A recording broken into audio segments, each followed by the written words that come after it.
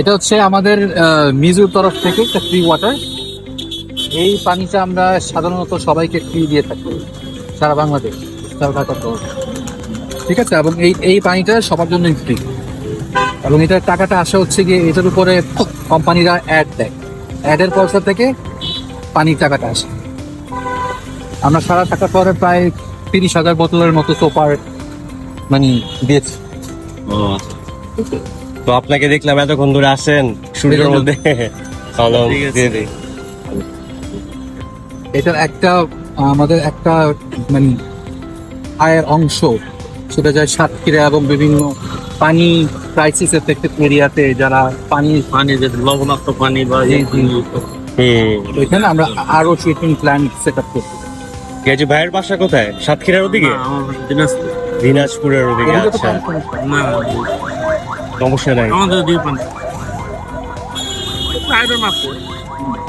কিন্তু ওইদিকে অনেক খারাপ অবস্থা, তারাই